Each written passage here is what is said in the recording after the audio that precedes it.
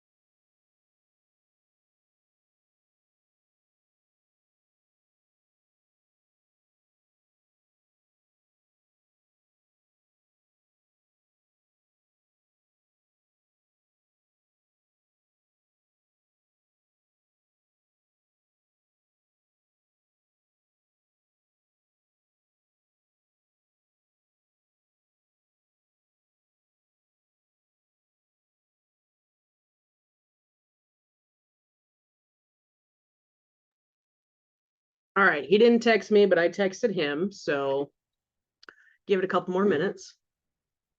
Well, you two are on here. I'll say Andrew is leading on the operations side a team that I had at my market center and coached for years. So Yes. I'm glad you're here. I'm grateful to be here. Yeah. Reggie sent me the link. She was like, "Hey, this would be good for you. Let's take it." I was like, "All right, I'm in." Awesome. Awesome. Yeah, And so Kelly I've actually, known for years also. She's not in San Diego, Andrew. okay. Yeah, I'm actually I'm in the middle of taking another, like, it's called Ninja Sales Training through our current brokerage. Yep. And we're actually taking it right now. So luckily, where the class is being held, Coldwell Banker West has an office like 2 blocks away. So I just stepped out to Okay. do this. So easy. Awesome.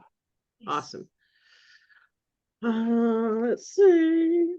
Yeah, Ashley, I was really glad that I could actually, this is normally my coaching time with Rich Barker.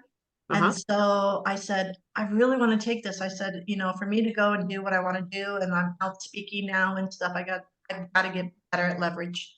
We've hired 2 new people here recently. And so we're right in the middle of training them. They're both brand new. And when you came up with this, I couldn't really say yes until I could move him. Of course. And so that was the reason for the late last night. And I said, okay, let's do this. Well, And you're in here and that's the important thing. That's Yeah. right. Right. so here's the super cool thing, and if Mike jumps on with the team, he'll just miss this part and I'll tell him later. And again, Kelly's known me forever. Andrew, you don't know me except what I'm sure Reggie and Anthony have said. I'm usually pretty good at following rules, unless I think they're stupid. Yeah. And so I've been teaching this course, or some version of this course, since 2009. I am passionate about it, for several reasons, primarily because I've seen too many good people who are agents hurt other good people because they didn't know how to appropriately hire and then train to help them be, really successful in their roles. Nobody wins in that situation. Right. And myself, okay, there they are. Myself, my early career in running a brokerage, I made a tremendous amount of hiring mistakes. And I just thought I was smarter than everybody else and didn't listen. So anyhow, I've been teaching this course, like I said, for over 10 years. And usually it is a 2-day course, and you could have anywhere from 50 to 500 people in the room. That's my experience. And it's a lot. If you looked at the manual, I don't know if you printed it, but, and this is a brand new rewrite, by the way. Okay, good. I've got mine here too, and that's a lot of paper. There's so much material in the whole leverage series. So this is actually 3 courses put together. The first one is called Career Visioning, and it's all about defining and finding talented people that you could hire. The second course is called 30, 60, 90, and it is called that because we set up the first 30 days of training, the second 30 days, so 60 days, and then the third 30 days, the 90 days. Then the last piece is called Success Through Others. At some point in an organization, if you develop your people really well, they're either going to need to find an opportunity within your business to go to their next level, or they'll seek it out somewhere else. So our goal is my goal, I don't want to say this is a Keller Williams thing. My goal is that we hire for life. And it's on us as leaders to then create the next opportunity for, I'm going to use the word expansion, but for the expansion of a human on your team to, raise their level and get into different roles in the organization. So that's the trilogy of courses, and it's usually taught in 2 days. What do you think the reaction of students is after 2 full days in class with 300 pages of manual gone through? Overwhelmed. Absolute overwhelm. And that level of overwhelm usually leads to shutdown. And so the 3 manuals go on a shelf. They may selectively use something they heard in class, but they certainly don't use the entire process. And that, I've had people I personally have taken this course over 40 times in one version or another, because we're constantly growing as leaders, hopefully. And so what we pick up on, what we hear, what we then implement is different every time we take it. But to get to the point of even having agents, mostly agents, execute on the models, I took the liberty to say, I'm going to deliver this over 8 weeks. So every week there's time to digest what we went through, discuss what we went through, take action on it, and then get the next piece in. Right. And I did that without asking permission. And I changed, when you registered, Andrew, I changed the name since, because I actually did get a call from the woman who runs Keller Williams University. And I was not in trouble, but I thought I was. And she asked me to describe what I was doing. So I told her, and she said, I think it's a great idea. We have too few people who really implement this. So this is the first time it's been delivered like this. And it is blessed by Keller Williams University. But because it is the first time it's delivered like this, I think the marketing, especially because I renamed it at the very beginning of marketing it, the people who have registered are fairly small in number. And I also got a call from a regional director who I'm doing this for their entire region now, on a separate day and a separate time. So here's what's cool for you guys. Number one, you're going to be exposed to it in bite-sized chunks, so you really can get to a level of mastery. That's my goal for you. And number two, this is small. At most, I think we're going to have 10, maybe. Mike, is the rest of the team coming or just you? They're here. They're just over Oh, here. you've got feedback. All right, awesome. So with a relatively small group, we should have the opportunity to have lots of interaction and go deeper than I typically could if there were 100 people on here, right? What do you all, why did you all show up? What is it that you want to get out of the next 8 weeks? Technically 9 weeks, because we're skipping a mega camp week. I want to learn how to hire the right people. Okay. And not just people. And how I can show up as a better leader in order to attract those people. That's probably the perfect reason for being here. Andrew? Well, Reggie and Anthony gave me the opportunity to help run. I originally came on as a listing manager, but now with Reggie stepping out on maternity leave, they want to give me the opportunity to run the show on the back end of the whole business, which would free up Anthony. And so, starting off small, it's completely new. We're restructuring the team. We want to make sure we get our systems in place, and once we start growing, hiring the right talent to that will actually utilize the systems that we have built. Okay. So yeah. Awesome. And Mike, I know, so you can tell them, but I obviously know we just started kind of coaching and went through one of the things that I do for the agents in our office, if they want, is take all of their behavior reports, the KPA, and put them together so that right from the beginning of a consulting relationship, we can identify where there's opportunities and potential conflict. And so we just went through that with Mike's team, and I think it spurred some curiosity of the whole course. So it's good timing. Okay, so can you hear me okay? Yep, now we can. So it's a little tricky, right? Because I have you guys streaming on another computer in our office, so I have to mute that TV to talk here so I'm not getting that screechy noise. But yes, I mean, we hit everything. I'm gonna do my best to share, and talk on my side, but it's gonna be a little challenging. But yes, you hit everything I'm excited to be part of this with you guys. Our team is here too, so thanks, guys. So the one ask I have, because Kelly, have you taken CV before? Yeah. I've taken it twice. Okay, so you know how it usually is delivered.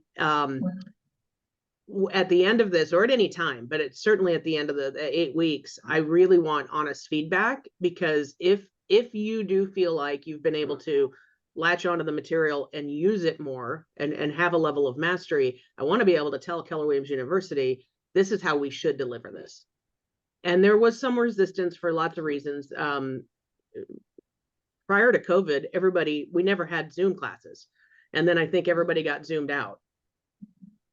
I personally think we can deliver this really well on Zoom, but you guys are going to have to tell me and be brutally honest. That's really important. Okay. So for just context for everybody, I mentioned before Mike jumped on, when I became a team leader in 2005, and the team leader runs the office. I was enthusiastic and exuberant and passionate about Keller Williams, but I really had no professional experience. I was a title rep prior. I think I have a pretty good read on people. So when it came to hiring, I basically did what every other agent in the world does, which is, I like you, you sound good, come on board. And it took, that was 2005 is when I started. It took until July of 2008 and lots of expensive mistakes before I realized, oh, we have a hiring system, I might want to follow it. And my coach at the time, I asked to hold me accountable to it, and she did. And that first really key hire for me was my market center administrator, or CFO, for the brokerage. Her name's Julie Watling. she's still in my world today. And I've had an experience in this year that I've never had before, and I can't go into detail because we're in litigation. But I have a former employee who was with us 90 days suing me. And in that process of going through everything, hopefully someday I'll be able to tell the story, I realized she's the only employee that we've had that has quit since 2008. That's a pretty darn good track record. And what you're going to learn through this course is we have dehired, I like to say dehired people, removed them from the brokerage, but always helped them find their next best fit. Okay. So anyway, that's the context. I am passionate about this because as agents, and this goes for team members too, if you don't understand and really put leverage into your life, you're going to be limited. We all get into real estate for one of the freedoms: financial freedom, freedom from a boss, freedom of our time. And guess what? We don't get any of those. We work 24/7 and our clients are the boss and we have no freedom from them. So the only way to actually get to that point of freedom is to get points of leverage in your life. It's it. And once you do master that, it transfers to absolutely everything else. So fast forward, I didn't understand leverage back when. And now I've got 2 brokerages that I own, a property management company, an escrow company, my coaching and consulting business, and I do a lot of additional consulting work for Keller Williams International. So at this point, at 48, I don't know, I've got 7 streams of income that are all different companies. And I work less now than I did in 2005, 6, and 7. Because I've got the right people doing the right things that allow me to focus on the things that I'm best at. Make sense? So, all right. Anything else you guys want to add before we start? So if you look, again, I don't know if you printed the manual, it is so big, but the table of contents lines it out. And I will tell you, set the expectation for today. We're going to get through basically chapter 1. And then next week, we'll get through chapter 2. And then the rest of the weeks is going to be the deep dive into the actual process of finding talent. What I love with this rewrite is, and I've said this so many times over the years, our 30, 60, 90 class, which usually is the second step, is really where we were defining who we needed to hire next. But it was the second step. And so I always have been giving them feedback that we should have 30, 60, 90 first and then career visioning. But instead of doing that, they just put a chapter in here on what are we actually looking for. So I'm going to share a PowerPoint because there is a PowerPoint that goes with this. And you'll have to let me know if you can see my screen. Yep. All right. Awesome. Let me adjust you all so I can see you. All right. So again, course 1, career visioning. It's where we're at today. It's where we're going to start. What we're going to do is identify and source talent for your business or organization.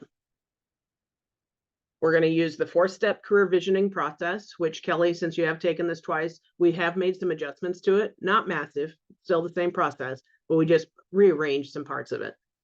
And then lastly, engage talent to build careers worth having, to build your career and their career worth having. We're bringing this back in every course now. We'll at least do an overview of the 6 personal perspectives. If you're not familiar with these and you're in my market center, if you are market centers, if you are coming to Quantum Leap next week, we go into a deep dive of this. But these 6 personal perspectives are what Gary wrote to tell you how to get to your most profitable and wealthy life. That could be financially, that could be spiritually. It's really all of it. And the first step is committing to self-mastery, to recognize nothing is going to happen outside of you without first happening inside of you, and developing yourself first, and really, really committing to that as a lifelong journey. I'm sure you've all been in real estate a while. We have a lot of people who are mediocre in this industry. It just is, it attracts that. And if they could understand, every single realtor out there could understand, if you commit to self-mastery, you'll have a profitable business, period. If you don't, you likely won't, or you'll have moments of it, but ultimately not a sustainable or predictable career. So it all starts with that committing to self-mastery in whatever you choose to do. If you're in real estate, then commit to self-mastery in that. In your finances, commit to self-mastery in that. All those 7 circles of your life, okay? Number 2, commit to the 80-20 principle, which we do go through pretty quickly or pretty deeply in this class. It basically says that 20% of what you do gives you 80% of your results in anything. So I always like to make the analogy with dieting and losing weight. Most people think exercise is what will cause you to lose weight. The reality is your diet is 80%, is where you're going to get 80% results. If you just get your diet in place, you will lose weight. You'll know that, right? So getting your diet in place in terms of losing weight is the 20% activity that gives you 80% of the result. In real estate, your 20% activity is talking to other humans about real estate.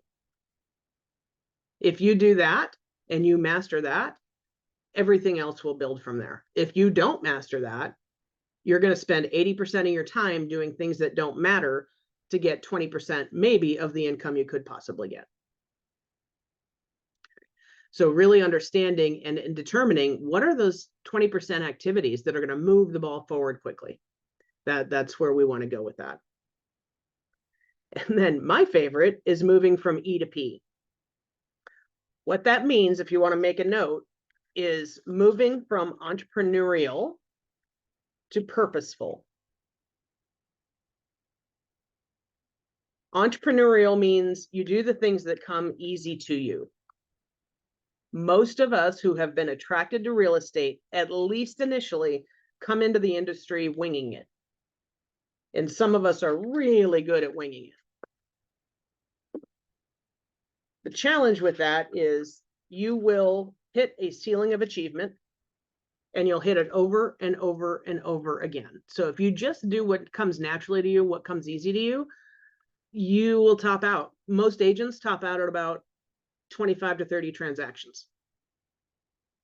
If you get on purpose and acknowledge and use models, systems, and people leverage, you have no ceiling. So for the purposes of this course, we want you to go from entrepreneurial to purposeful in your hiring so that you can focus on the things that you do well in that entrepreneurial style, but you have other people purposefully doing the things you don't do well. Number 4, make being learning-based the foundation of your action plan.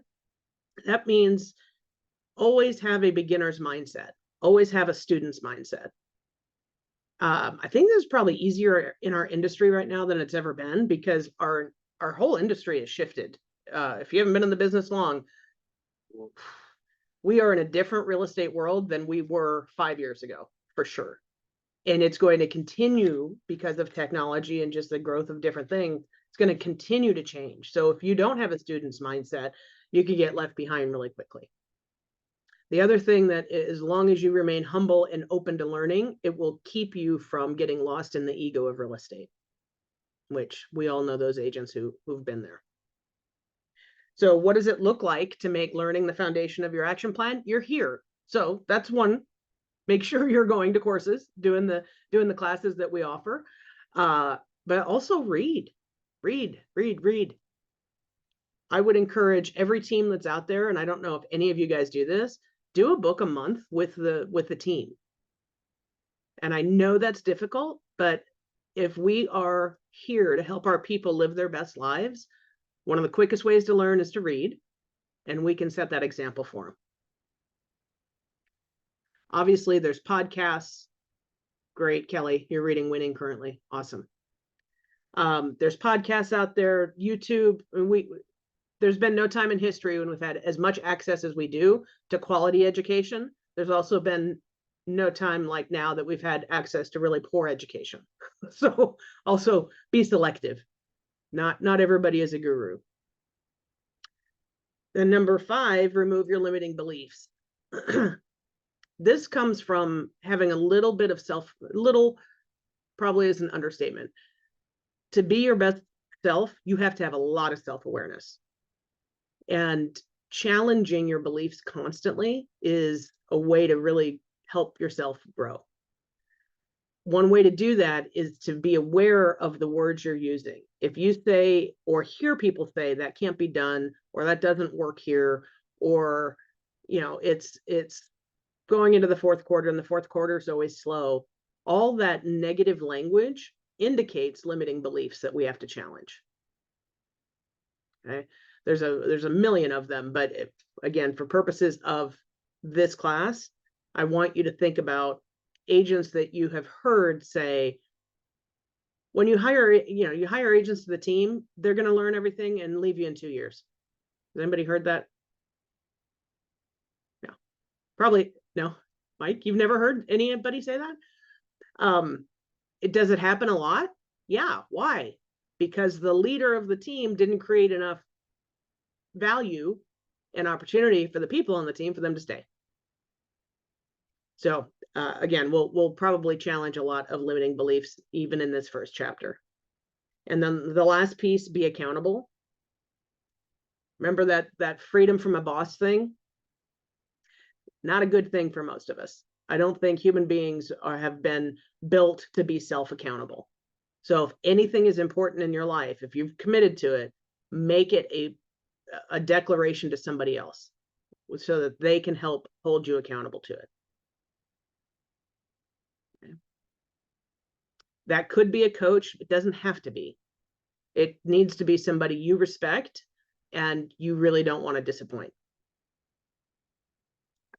Hopefully, within this class, we can help each other be accountable, because this, again, is a small enough group. It should be a very safe group. Any questions on those 6? Nope. All right.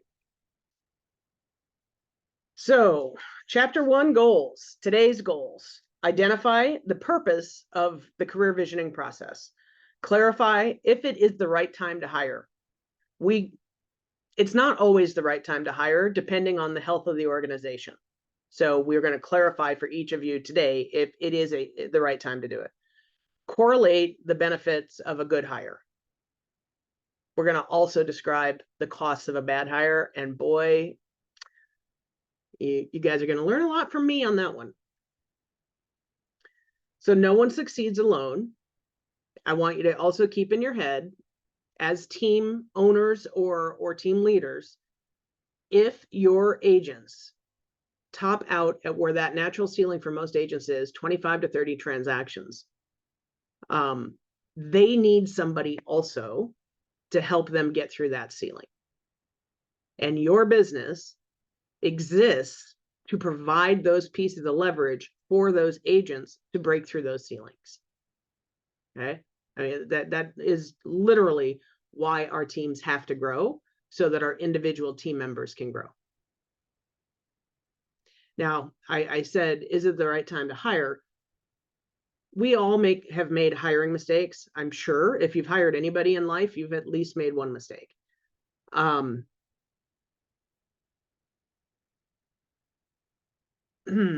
If you're, I don't want to make eye contact with anybody.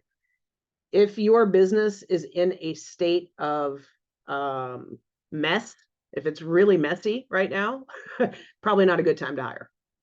You don't want to bring people into a mess. That's not fair to them.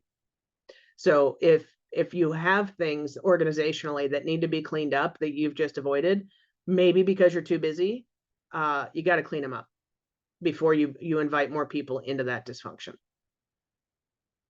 Okay, I've done that. thinking, oh, they'll come in and help. Well, it doesn't usually work that way. All right. This is our 4-step model. And again, this is going to be in 3 weeks. This is what we'll really break this down. But it's your first overview of it. So the first step is screening people. That includes meeting with them either on the phone or in person for about 20 to 30 minutes, and then getting the KPA on them. Second is the interview process. And we have 4 interviews in that process. We've also added that right after the second interview, we're going to start asking for references because we have a very special way we go through references.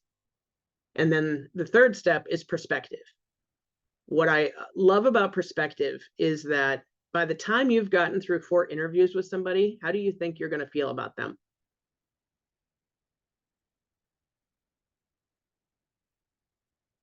It's a live question. If you spent at least 4 hours with another human and you haven't pulled the ripcord and gotten out of the relationship, how do you think you feel about them? Good, positive. Positive. And most agents, most people, if you spend 4 hours with somebody and you like them, you're probably going to give them a job offer. The challenge is by the time we've spent that much time, especially because people in real estate are people pleasers and they like people, we need to get outside perspective to help us spot any potential red or yellow flags. So that's the perspective step. And then the last step is after that, if it is a green light, then we make the commitment. And we give you all the tools to step through every piece of that process. I will, and it won't be, I didn't want to overwhelm you with materials up front. So each week as we're going, you're going to get other links to these tools. So you get them as we go, again, so that it's not like the big buffet that it usually is in a 2-day class. All right, so this is a live activity. Keeping in mind the 80-20 principle, what your big rocks are you all clear what the most important parts of your day and week are? Kelly, Andrew, Mike, team. For me right now, my most important rocks are lead generating and prospecting. But I find that because we're lack of people, I get pulled away from that constantly because of the amount of business we're bringing in.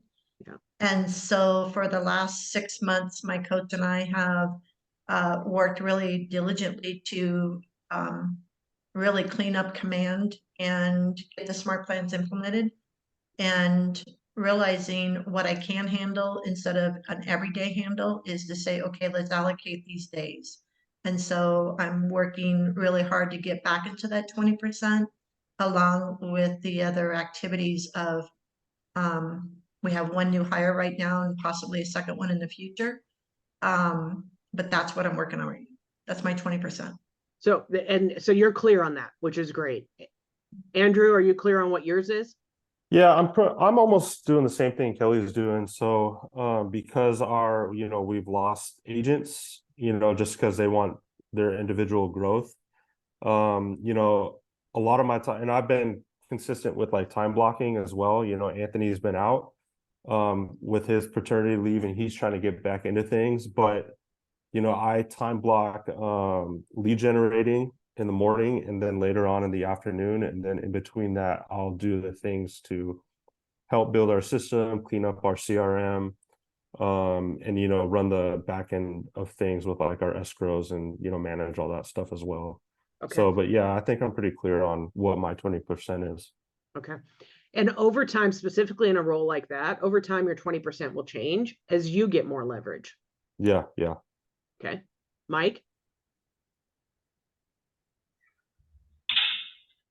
So to be fully transparent with a lot of my agents here in the office with me, by the way, this is why I love it. Yeah, I think there's a lot of accountability for me. I feel like I'm spending a lot more time in my business building out systems. We recently transferred over back to KW, so I've been really involved more so than I would like to be with just reviewing DAs and splits to make sure my agents feel comfortable and they're happy. Some of my agents are in the office a lot, make fun of me because of how deep in spreadsheets I've been, which has taken away from any sort of lead gen. And I feel like I've been putting a lot of time into coaching and mentoring and making sure my team's growing. And I had this conversation with Sarah, which I feel is the right thing to do, but it's definitely pulled away from personal business for ourselves. But I'm, and that's why I have you as a coach, Ashley. We talk every 2 weeks. I'm kind of looking at this as a moment of slowing down to get ahead. But I'm also at a point where I'm like, I'm ready to start getting back ahead, and I'm kind of sick of sitting behind the semi to get there, Yeah. I totally get that, and thank you. And I want everybody on the team to think about their 20% also. It's different for them. The good thing about being on a team is you only have one hat, meaning if you are a salesperson, that's your hat you get to wear. When you are the team owner, like Mike, you got multiple hats, right? Especially if you're still in production. So sorry about that. So it may be helpful to you, Mike, to look at your week the way I have to look at mine, which is literally I take this hat off as OP and I put my coaching hat on. And I segment my week and my day like that, because I have 20%. That stuff that you're doing in spreadsheets, that is 20% on the operations side. That is your primary focus when you are on that with that ops hat on. But it doesn't mean you can totally give up the 20% on the production side.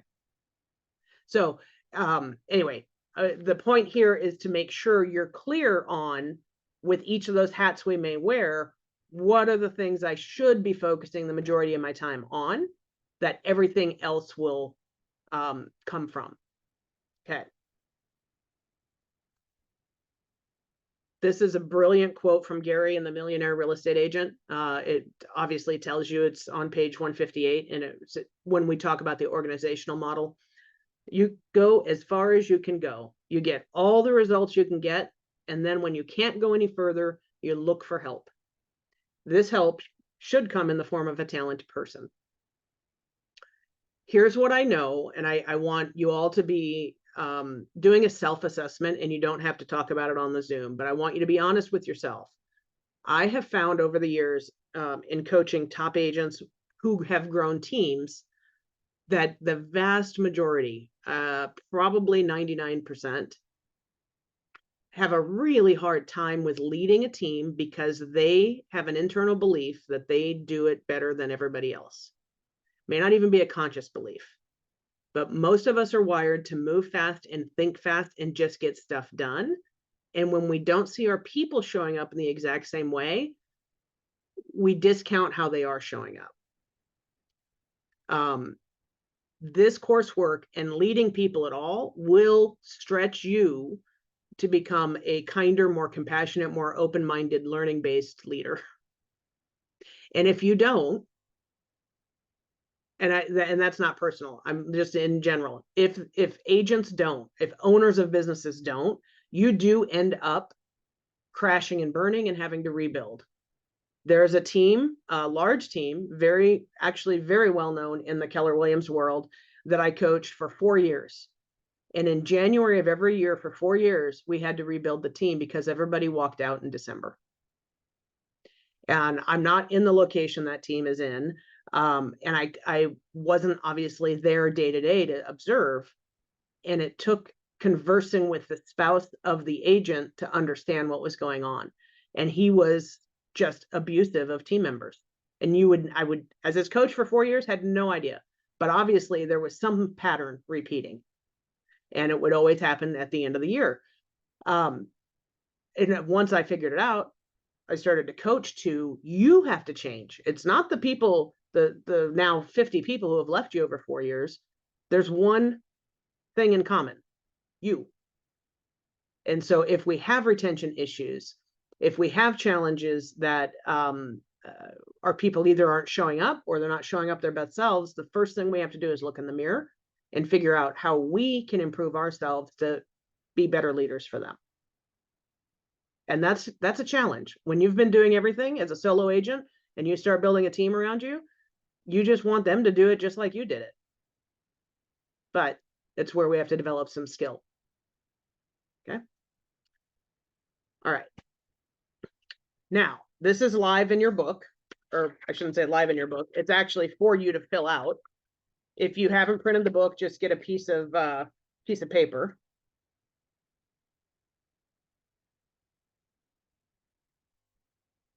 Page 17.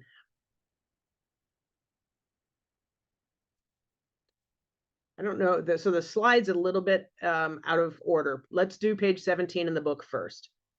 Put a check mark next to the box where any of these are true for you.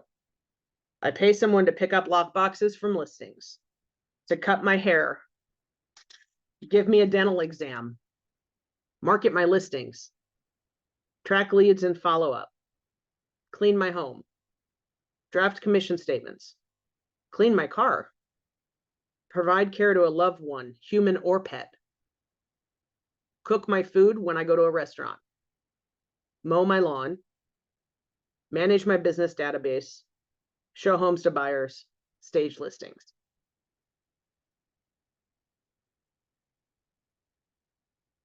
Do you have at least one checkbox?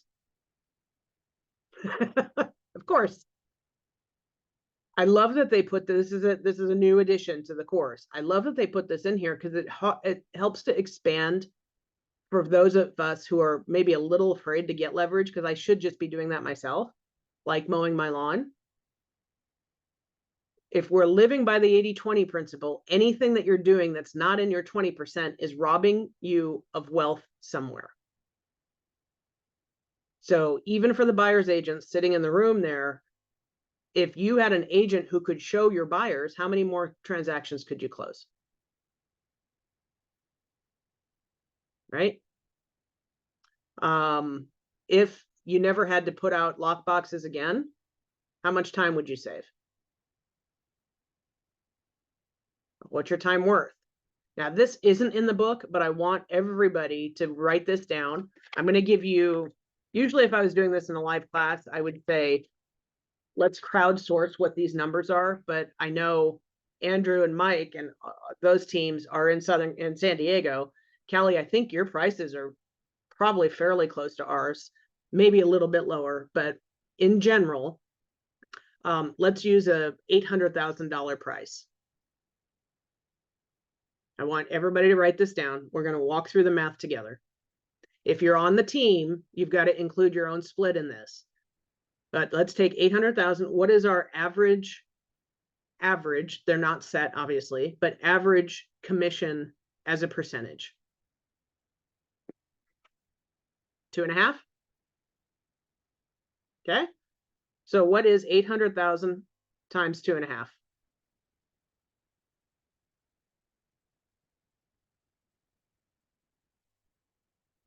Hello? Okay, you're muted, Kelly, but I'm going to guess you said $20,000. Mhm. Okay. Okay, so write down $20,000. Now, everybody come off mute, Mike, if you can, without the horrible feedback. If that's a listing that brought you in $20,000, from the time you go on the listing presentation till the time that closes escrow, how many hours do you think you have in, including the listing presentation? 8 hours.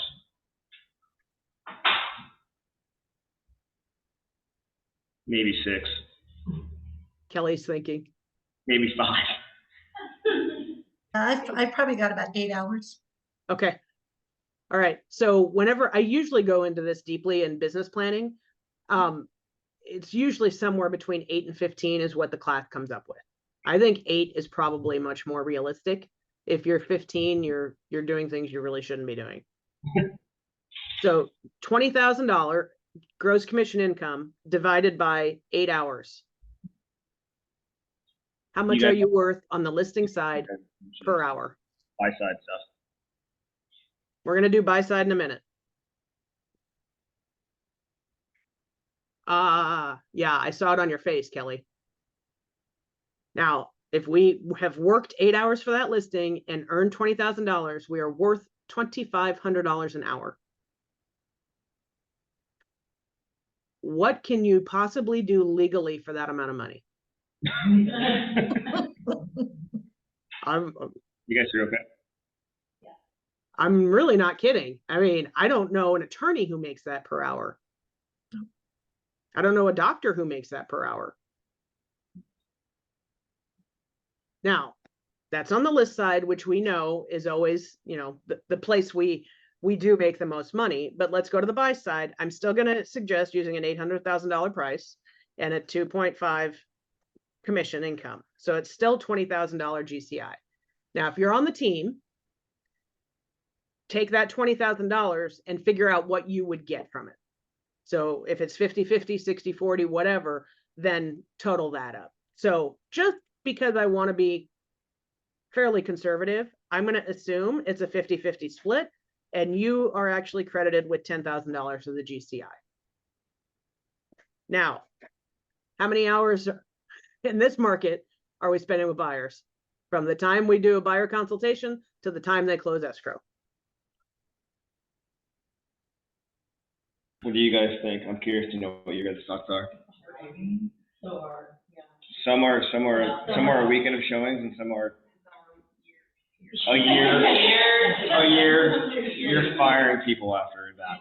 Come on. Obviously, I'm literally going from consultation to the close of the transaction. We're not counting the 9 months of follow-up it may take to get them to the consultation. Consultations and showings then? I mean, let's average it. We don't average. You guys have done. Kaylin, Kat? 15 to 20 hours total? So it's just, does that sound reasonable? 15 to 20 hours of consultation and showing? Typically in a live class, our agents would be saying 30 to 40. So We're if at you're doing 32. if you're doing it efficiently at 20 One hours. whole week of work? So 1 week of work, huh? Okay, so let's just call it 30 hours to be safe. Yeah, I would say what I've seen from Anthony and the other agents that we've had, it's about 30 to 40 Okay. before we get them closed.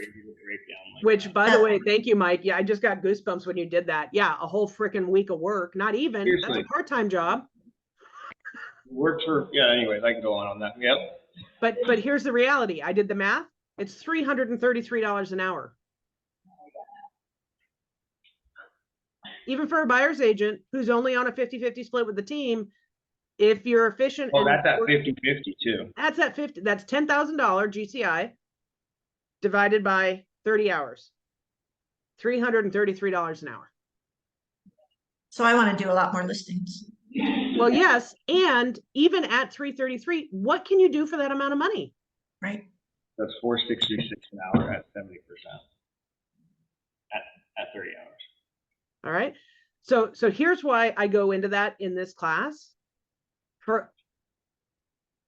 I'm going to try to keep my soapbox voice not so. If you're worth $2,500 an hour or $333 an hour and you're making flyers, you're making a really bad choice. If you're worth those amounts of money and you're doing anything that you could hire out for $30 an hour and you're not doing it, start thinking differently. Now, I say that there are things that I do. Some of you know, because you see me on Facebook. I don't leverage out yard work because it brings me joy and it actually allows me to stay sane. But it's not a financial decision. It's literally because it's an enjoyment thing for me. It's a hobby. I do have a mow and blow guy because I don't like to mow the yard. So he does do that. I do all the fun stuff. So in the business, the things that bring you joy and that you're good at is what we want you doing, because you will make more of those high dollar per hour amounts versus the things you're mediocre at or are just not worth $300 an hour. Make sense? Okay. So I want you to start thinking in the next week before we get together, what am I doing? And I'm not going to put judgment on you. What am I doing that I probably shouldn't be doing? Because I just wasted an hour doing $20 an hour work when I could have been doing the work that's going to bring me the $333 an hour. questions or comments?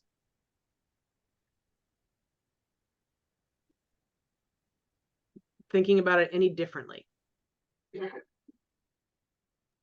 Well, One of the- sorry, I'm thinking about this a little differently because I don't act as a full-time agent. I bring in referrals. So it's a little different for me, with this You can like figure out your number perspective. though too, Andrew. Yeah. No, I've been doing that too. But I feel like it's a little different way of going about it. In Here's my why it's important for position. you on that operations side to know that. Because if you've got 2 people or 4 people that are in sales on the team, it's your job to make sure they're highly leveraged so they can go get that $300 Right. more. Yeah. And you're going to be able to likely observe where the pain points are that need to be leveraged out. Got it. And for you, I'm going to guess the more profitable the company is, the more you make. So Yep. it's all interrelated. Right. All right. So now. So Sarah, Ashley, if I may. So I think for me, like a really big pivotal moment in our business was the beginning of last year, the year before. It was the middle of 2.5 years ago, let's call it. We hired an operations manager and started bringing agents in to assist with our buyers. And so I feel like we've done a good job of, putting people in a good, especially our ops manager. But for our agents that are a part of this, their leverage is going to look a little bit different. Maybe could you touch on that for them, and maybe not spend too much time, because I understand that we're all here for different reasons. But I think it'd be nice for them to maybe hear how they could leverage some of their business being on a team as an agent. What a good segue. Thank you for teeing up the next page. Go to page 23. Go to page 23. And this, and I know it's hard with the audio for you guys, but I want to talk through this and have you guys write it out. So signs that you need leverage. How do you know? How do you know? So literally look at the page. The first question is, what are some signs that in your work and personal life you need leverage? How about kids who say you don't never have time to come to our games? Maybe your romantic relationship is suffering because, you keep checking your voicemail and text messages all through dinner. What else?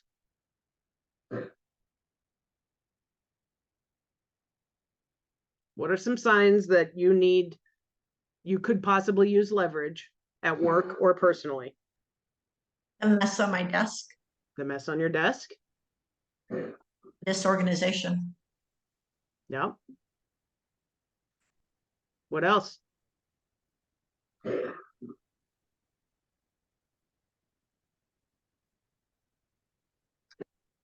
Working on the CRM, cleaning everything up.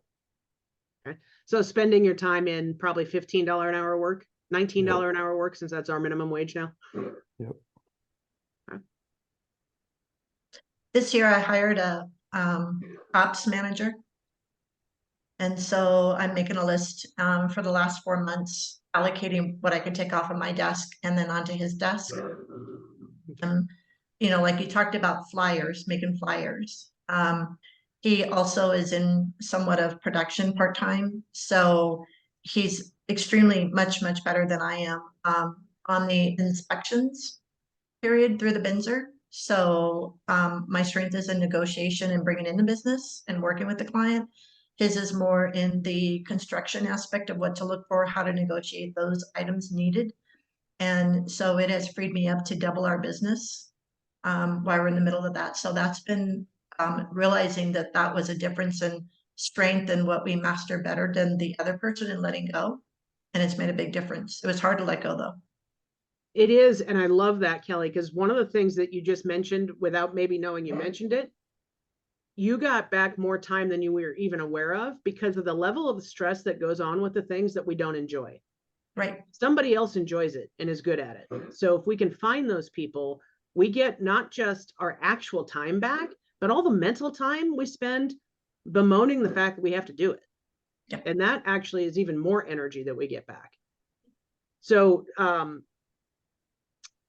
if you're exhausted, that's a sign that you need leverage. And I don't necessarily mean like tired, I need to go to bed when I need to go to bed. But if you're walking around, you're like, oh, this is so hard and heavy, and you're doing a lot of things you shouldn't be doing. I guarantee it. Now, that's going to be different for each of us, but you should feel energized by your work, not depleted. And so to go through and after the class today, I'm going to send you something that can start you thinking about what can I leverage out. And this is even for the agents on the team. Gary created what's called the 192 task list in 2004 when he wrote MREA. There are more tasks that we do now. That is not any longer a comprehensive list, but it starts you thinking, oh my God, what would life be like if I never had to do that again? And so part of your work at home this week is to go through that task list and highlight the things that bring you joy and bring you energy that you love doing and you would love to do for the rest of your real estate career. Highlight those in one color. Then the rest of the 192 tasks, highlight the things that you wish you never had to do again. Guess what? Which list is shorter? Always. The ones that you want to do. The reason I send that tool out and want you to do that is because the things that you highlight that you never ever want to touch again start to define the leverage you need. So that's the simple answer. We've got all the things that have to happen in real estate. These bring me joy. I want to do those. These suck my life out. I need somebody else to do it. That's how we determine who we go hire or who we find for leverage, because it's not always a full-time hire, obviously. Cool. Now, let's go back to signs that you need leverage. Have we ever had clients or maybe our escrow or lenders tell us anything, any indications that we might get from them that we need leverage?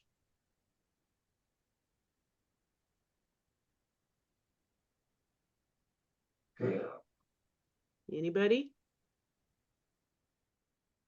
Our title department reaches out to us when we get behind on getting the documents over to them Okay. in a fashion, or keeping them informed as to if there's changes in the transaction. Good. And so that is an indicator, right? We're not as on top of it as we could be. And again, no judgment, but sometimes we just don't have enough time. Indicator, we need leverage. Disclosures is big. Say again, Andrew? Getting like seller disclosures and all that stuff and dealing with all that Yep. paperwork that takes up time for sure is a huge leveraging thing that needs to go out. Yep. Have any of you ever been late to an appointment? Yeah. Or unavailable? And which is, again, there's no judgment here. If I have, you know, my kids have a basketball game, I'm going to go watch that instead of show property. But that might be an indicator I need leverage to go show that property, especially in a market like this where stuff is moving so quickly. Okay. And then the last one, how about on the team? What this is probably the most, and I would love for the Solace team to have a conversation about this, and all of you go back into your teams and say, what are some signs that I need leverage and you need leverage? I'll tell you one big one is the amount of stress they feel from you and the amount of stress you feel from them. So there's a reality, an energetic reality we may not all be conscious of, but subconsciously we're aware of it. We are bringing energy with us 24/7. And I can prove this. Do you know when somebody walks in if they're excited or angry? They don't have to even probably say anything, but from their body language, how they're carrying their body, maybe their facial expressions, most of the time, we are very aware of energy being off. Well, guess what? We carry energy with us too. So if you are super stressed, the people in your environment, in your physical environment, are going to know it. And if you're super stressed, it means you need leverage. If you're angry, if you're tired, all those are indicators something should be leveraged off your desk. Now, we can't always do that. And if we can't do it, and I'll give you a personal example in a minute. If we can't leverage it, if we're the owner and it is on us, and it affects our energy, it is still our responsibility not to contaminate the environment with that energy. Now, as an operating partner, and obviously the multiple businesses, one of the things that stops with me are all the legal challenges. And I hate it. I talk to more attorneys in a week than I talk to regular human beings. It is life draining for me. And if I have a bunch of those days back to back, I will avoid the office because I can't regulate that much stress sometimes, but I'm aware that I can't, so I'm not going to go infect the people. It's okay. Mo Anderson and Kay Evans, they'll always say, if you're having a bad day attitudinally, stay home. And I would say, if you're having a bad day energetically, stay home. Okay, does that make sense? It is still work, so there are going to be a few things we can't leverage out, but in general, the things that really drain us, we can find somebody else to do. All right.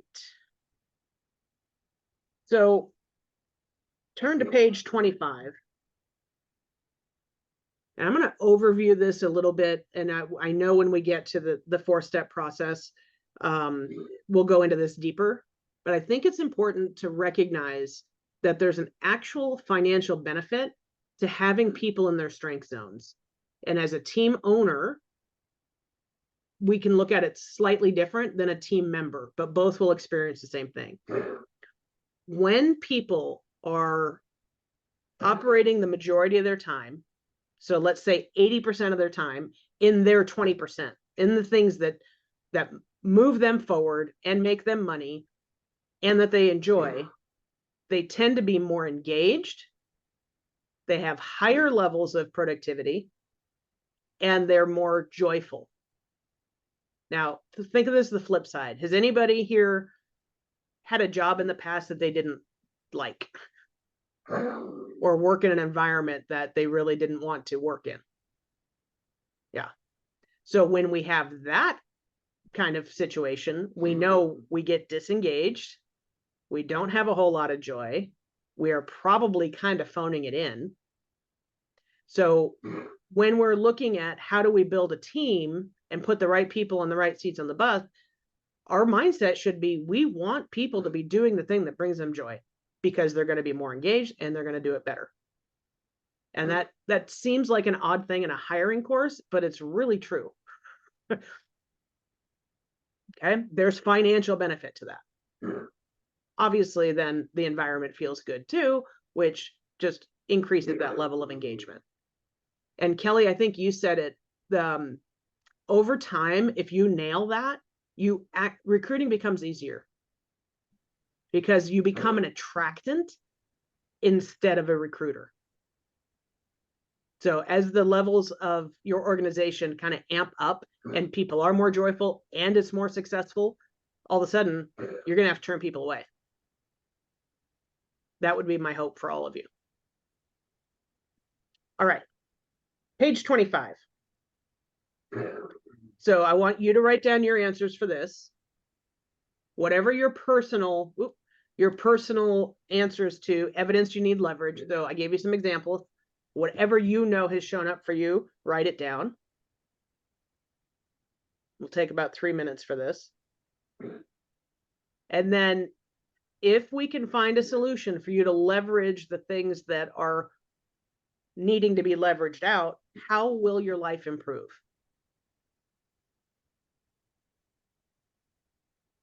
And then how will your business benefit?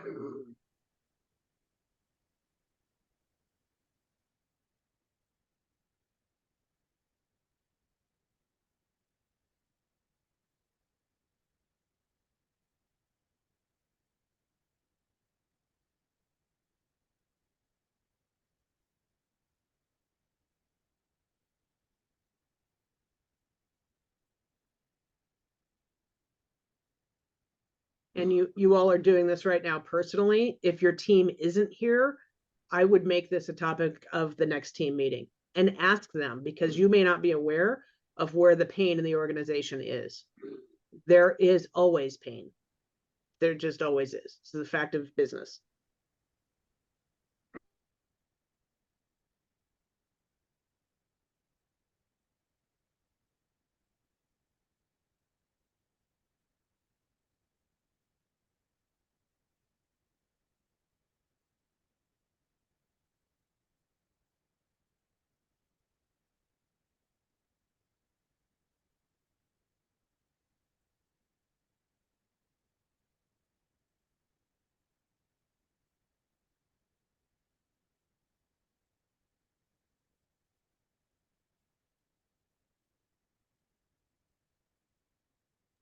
All right, anybody willing to share? How will your life or business improve if you get the right leverage?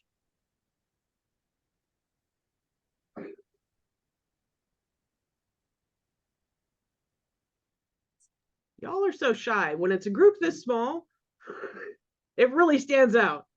Okay, I'll speak. One of the things that I struggle with right now is bringing on the ops manager. He's not quite into the position of the training, and so I'm still doing training with our new agent. And I find that right now, even though I do like the training, but my mind is elsewhere on my 20%, so that if I could stay focused on that, there's more opportunity for business and getting everybody into production. The areas that we struggle with, or that I struggle with as a team lead, is bringing in buyers so that I'm not out there those 32, 40 hours a week with buyers. And then also looking for a showing agent. So if we do have buyers and I'm still the one writing the contracts, I can at least free up some of that time and get it back. And by doing so, it will allow me to get out there and do and focus on my 20%, which, knowing I can do that, takes away the stress, brings in more joy into the environment because I'm not always worrying about that. And it brings more opportunity for others in our team as well. And then it pours into my personal life to where I'm not coming home late at night or exhausted. And Ashley, in what you spoke about, is that when we're not doing the things that bring us joy, or that is where our passion is, it zaps my energy. And I know that. And so it's been one of the things this year through NLP, what I've been focusing on. And that's one of the reasons why I'm here, is help me to get, mastery of this so that I can really focus on doing what I need to do for myself, my ops manager, and our current buyer's agent, so that we can grow and do better. I love that. And thank you. And one of the things, again, I kind of heard between the lines there, and I'm gonna tell you guys, it's my wish for all of you with teams. Everybody should know everybody's role and everybody else on the team and what their 20% is.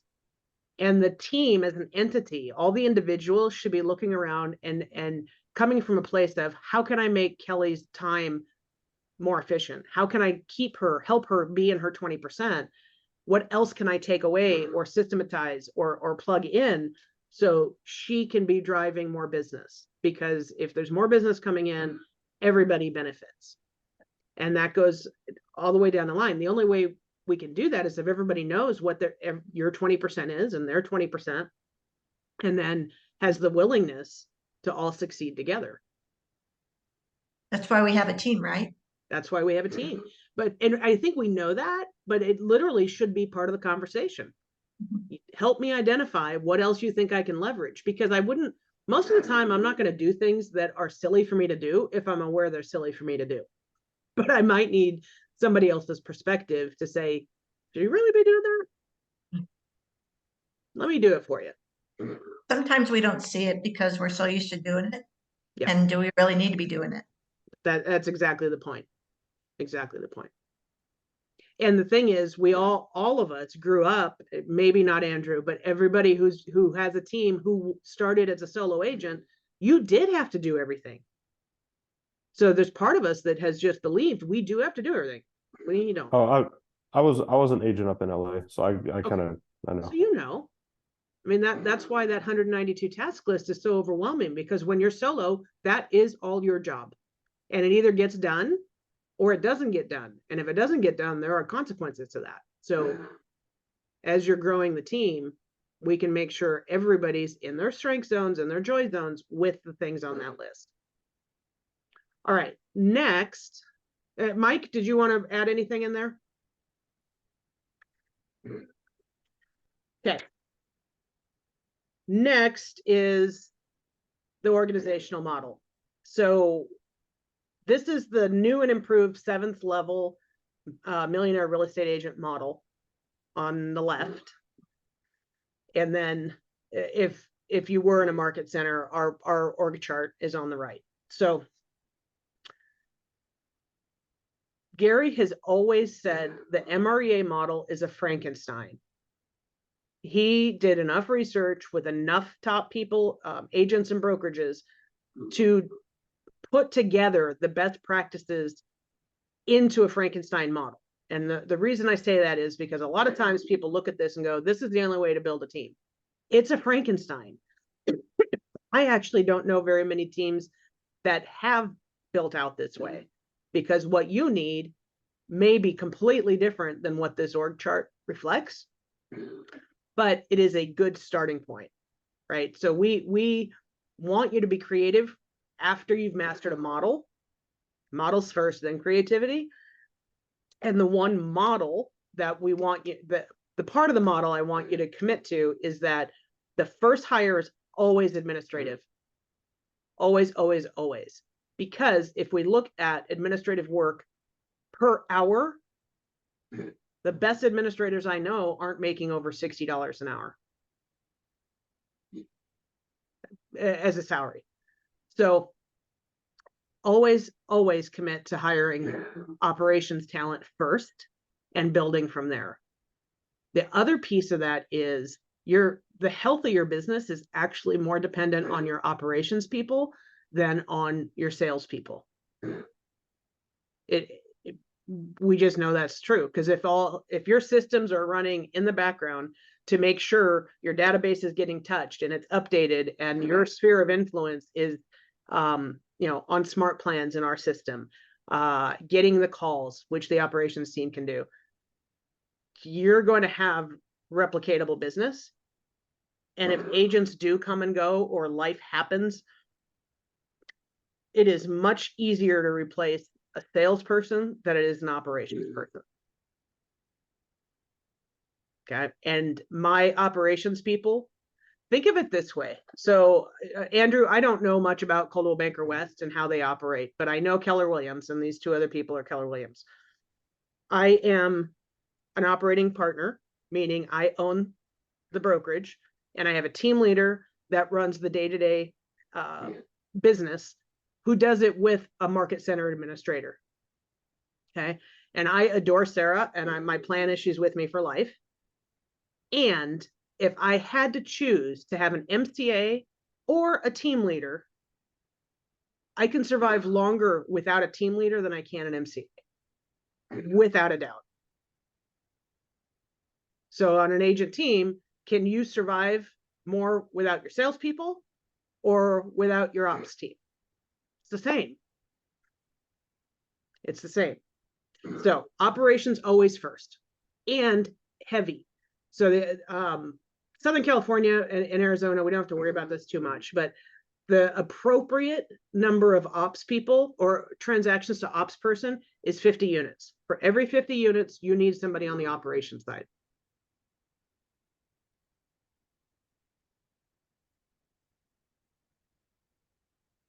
Okay.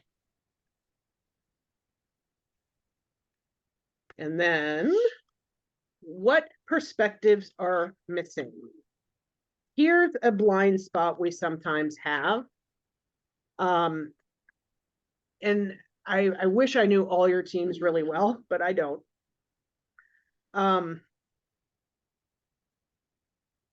When we don't follow a system and we just hire people or build a team out of our entrepreneurial style, what we tend to do is choose people just like us. And we do that. It's very natural to do that. You think like I do. You have the same values I do.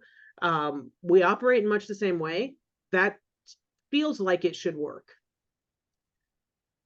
The challenge is as the bigger we grow an organization, the more important it is that we have people that are completely opposite us.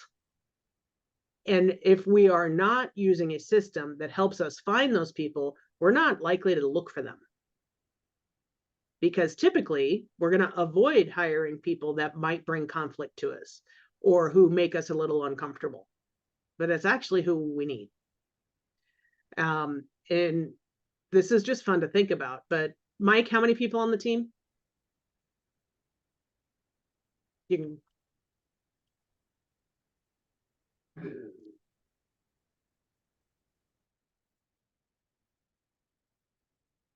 10. All right. Andrew, how many? 5. Kelly? 5. Okay. So imagine if all 10 people were exactly like Mike, if all 5 people were exactly like Anthony, if all 5 people were exactly like Kelly. Thank you, Mike. Your face shows me the way. I think with me, with all my employees in all the different companies, if I had 17 Ashleys, it would be a cluster. We'd have fun. Not much would get done. So, but left to our own devices, we are going to find and attract people exactly like us, and we tend to build small that way, and it will end up crumbling. We've got to be selective about going out and finding the people who are actually going to counterbalance our style, not bring more of it. There's a few caveats there. We'll go into more detail, but a healthier way to look at this is what perspectives are missing on your team. We're in real estate. We serve the public. Ideally, every single real estate team would be incredibly diverse. And I mean gender diverse, I mean race diverse, I mean belief diverse, values diverse, because the more perspectives we have, the stronger we are. Now, there are key things you have to have in common. Like your core values, everybody on your team needs to share, right? But you want people who think different than you. I learned years ago, actually in a CV class, the most important thing you get when you hire somebody is the way they think. Because you can hire people to do. If it's just doing, that's easy. You need the thinking.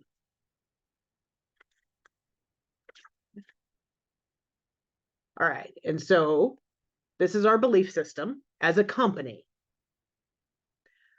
Part of the work I want you to do this week, and it's not in the book, but it's so important, is that you need to have this statement too, but of your own. Now you can borrow this one if this is who you are and who you aspire to be. These are your beliefs, great, just borrow these. But as a team, you've all at least got 5 people, talk about this. Determine what the values and the beliefs are on the team, because that is actually part of your value proposition. And it's there. It just may not have been articulated. Now, I know the Manzon team. I've known them since they were kids, literally. Mike, I'm getting to know you guys really well. And Kelly, I've known you for years. I know you really well. You guys have values-based businesses. Do you articulate it? Not a live question, but if you don't, let's start. And if you do, how can we do it better? Because it's a difference maker in real estate. Now, there's 23,000 realtors in San Diego County. How many of them operate like they have values? Very few. Very few. This is literally what can be the fuel behind the growth of your team. And from a hiring perspective, you cannot find what you're not looking for. And now here's, if you were to sit somebody down in an interview and say, are you honest? How are they going to respond? Every human being in the world is going to say, yes, I'm honest. True? Even if they're delusional and sociopathic, they're going to say, yes, I'm honest. That's the challenge with values. We can say them and then we aspire to live up to them every day, in the hiring process, we need to be clear on what they are so we can look for evidence through our entire process if this person is demonstrating these values or not. So you can't look what you're not, what you haven't defined. And you can't ask direct questions about this stuff, because even though these may not be your personal values for your business, if I were to come to you and say, are you committed? There's no way in a values question you can say anything but yes. That's why we have to look for evidence throughout the process. We have to find the evidence some other way. And kind of cool, this document can evolve over time. The Keller Williams belief system, the Y4C2Ts, has been the same since I've been with the company. So it's 2005 until 2020. And in 2020, after George Floyd was murdered, we added equity in here because values evolve. They can evolve. It's not a stagnant document. So even if you have, my point in saying that is, even if you have values put on the wall and you're using them, go back this next week and have a conversation with the existing team and say, how we doing? And is this still reflective of what we believe? Cool. All right. And then now we're going to end with cost of a bad hire. And I'm so glad they brought this back. We had it in the Recruit Select version for years, and then they removed it. And I think it's one of the most important things. So, page 31 of your book. There are tangible costs that you can actually put a dollar amount to. And there are intangible costs, which you can't put a dollar to. It's usually felt. Okay. So, I'll give you some numbers and then you can plug in your own. Page 31, tangible cost type recruiting. National averages, if you go through a recruiting firm, are about $10,000 per employee to recruit somebody. If you don't go through a firm and you're using your time, and if you're a listing agent and we've already discussed you're worth $2,500 an hour, it's actually more than that. So recruiting is a dollar productive activity, but you're buying future income while you're taking a back seat in your income while you're recruiting. Because if I can't lead generate for business because I'm lead generating or doing interviews for hiring, I'm giving up that dollar per hour until I've made the hire and they're succeeding in their role. Does that make sense? So recruiting cost, I literally would put in there, it's about 10 grand. Then the salary for the person. So if this is a full-time employee in Southern California or Arizona right now, I think it's going to cost you $60,000 to $70,000 to get an assistant. If you were out in the hiring market today, and by the way, it's not because the reason is unemployment rate is so low right now. We are having to compete in a different way when it comes to hiring. Salaries are higher, benefits packages are higher than they've ever been. I just hired a junior escrow officer on last Wednesday, and I had to pay more than I've ever paid because it's too competitive out there right now. So those two numbers are whatever they are now, and they're pretty consistent. Like you could call agents in your area and go, what are you paying your assistant? You're going to figure out what the number is. If you have brought on somebody who's a nightmare, and I've done it, and again, I know the environments, at least that the three of you have, how long do they usually, if you know from the time you've identified you hired the wrong person, how long do you think we usually keep them?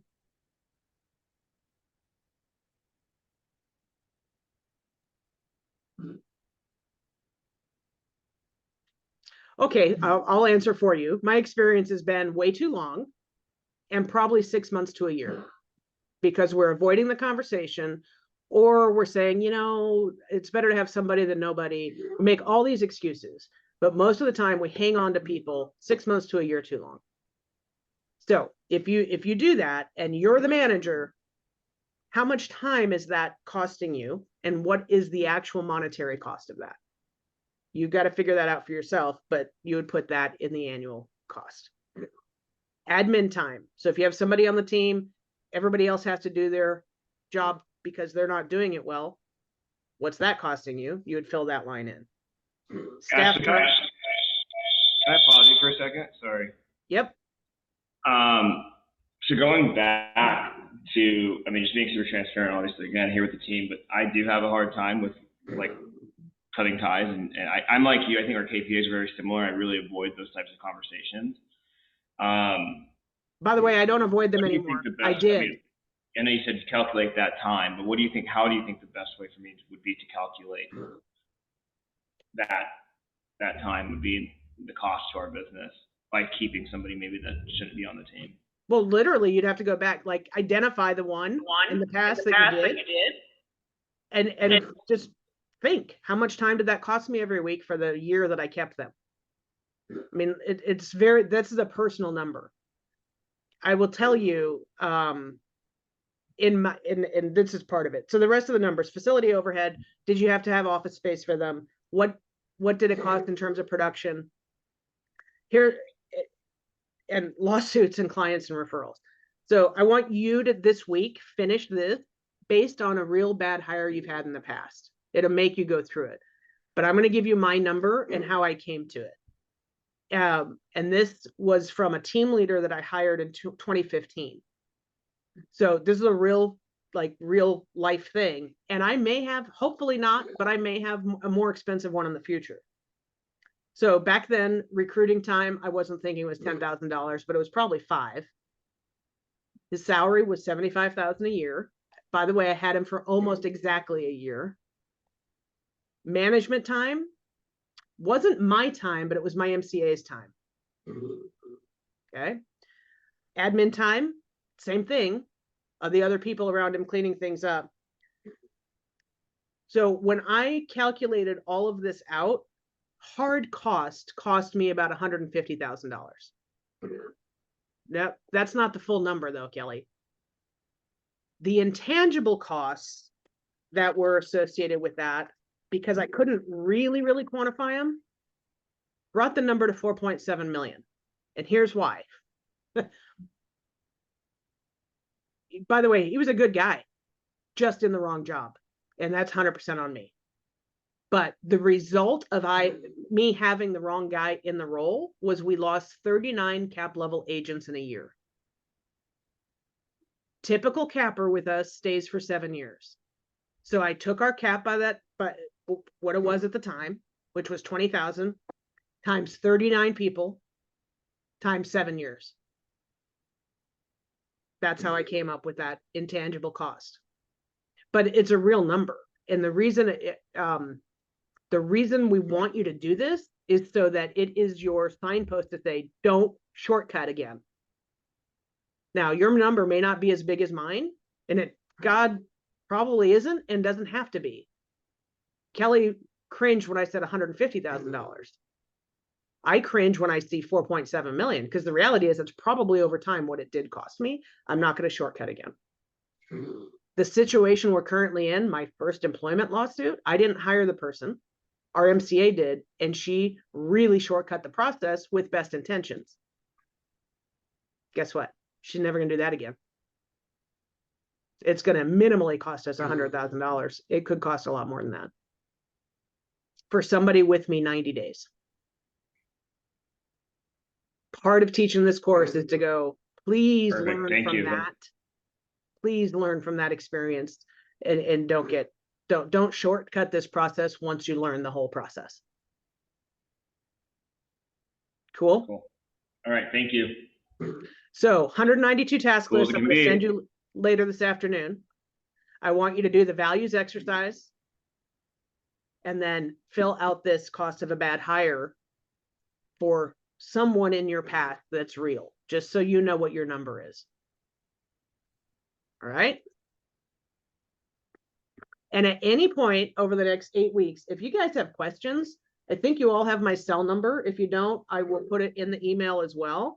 You can text me, call me, email me. I will absolutely be available to you when needed. All right, so same time, same place next week. Thanks. Have a great week. Thank you. You too. Thank you. Bye-bye. See you later. Thanks. Yeah, have a great week.